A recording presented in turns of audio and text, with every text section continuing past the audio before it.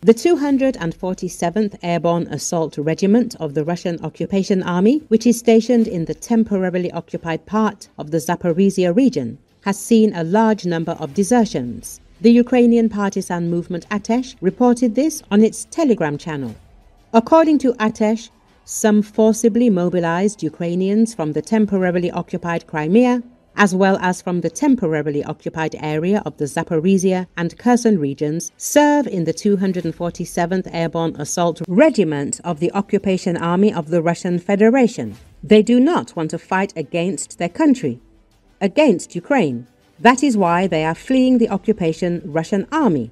The Atesh movement also reported that servicemen of the Russian Occupation Army often end up on the lists of deserters because their documents disappear after being sent to the hospital. In this case, the officers' occupiers usually immediately talk about unauthorized abandonment of the unit. Doctors of the Russian Occupation Army do not specify where the serviceman is. Atesh called on Ukrainians who were forcibly taken into the Russian Occupation Army to evade service and go over to the side of the Ukrainian partisans. It should be noted that not only desertion but also various falsifications and other violations are thriving in the Russian Occupation Army. Thus, recently, the Russian Defense Ministry announced the alleged capture of the city of Zaporizhzhia in the Donetsk region.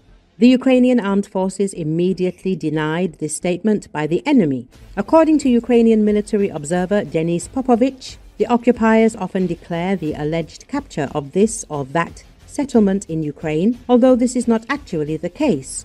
They do this for the sake of awards. Recently, Ukrainian military managed to destroy several Russian tanks in the Zaporizhzhia direction, thanks to valuable information provided by one of the Russian soldiers, the guerrilla movement Atesh reports. According to the report, an agent of the underground organization who serves in the 57th Separate Brigade discovered and quickly transmitted the coordinates of carefully camouflaged T-62 tanks that were in the combat zone in Zaporizhzhia. The data obtained allowed the Ukrainian Defense Forces to quickly take measures to destroy enemy armored vehicles. Of particular importance is the fact that more and more Russian military personnel are realizing the criminal nature of the war and are expressing their willingness to cooperate. Atesh writes, "In recent weeks, there have already been cases of information about equipment routes, the location of headquarters, as well as deliberate sabotage and damage to Russian weapons."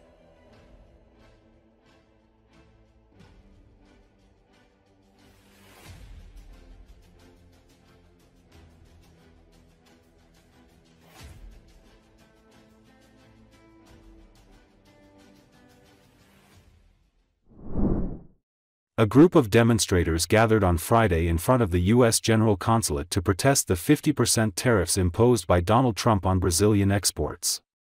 According to Associated Press organized by unions and left-wing social movements, the protest voiced strong criticism of both Trump and Brazil's former president Jair Bolsonaro, while expressing support for President Lula and Brazil's sovereignty. Some protesters wore costumes resembling Trump and Bolsonaro depicted in signs as aligned with both leaders. Banners also demanded that Bolsonaro's trial for allegedly attempting a coup remain a priority. Trump's tariffs, set to take effect on August 6, exclude certain products like orange juice and aircraft parts. While Lula says he remains open to negotiation with the U.S., he made it clear that Bolsonaro's legal situation is not part of any deal.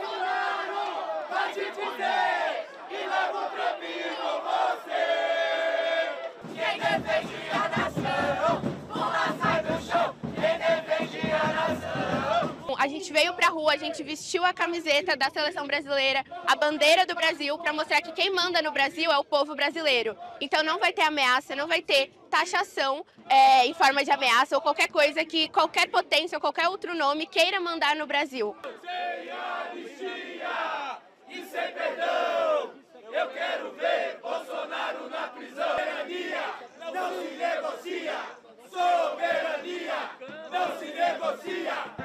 As classes trabalhadoras entender o que está em jogo e reafirmar que essa terra é nossa.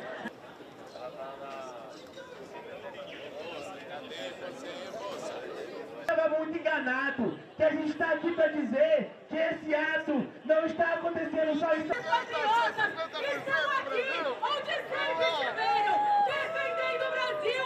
O Brasil responde com justiça e a prisão de Bolsonaro e todos os golpistas. Brasileiro, não abro mão, eu quero ver Bolsonaro na prisão. E tem que multiplicar essas manifestações, porque a questão da soberania nacional está no topo da agenda política. E ela se relaciona com a luta democrática, punição aos golpistas sem anistia e com as bandeiras sociais, como o fim da jornada 6x1. Suja do Brasil! Viva a soberania brasileira! Viva o trabalhadores e trabalhadoras e população do Brasil! Nós estamos aqui. I'm in front of the United States General Consulate, where a group of demonstrators is protesting against Trump's 50% tariffs on Brazilian exports. We can see here many people from unions, from leftist social movements, and they are being very critical of Trump and also the former president, Jair Bolsonaro, and also siding with Lula in the defense of Brazil's sovereignty. We can see here many people with signs and also dressed as the former president Jair Bolsonaro and also President Donald Trump. This is also the governor of São Paulo, Tarcísio de Freitas, lining with them.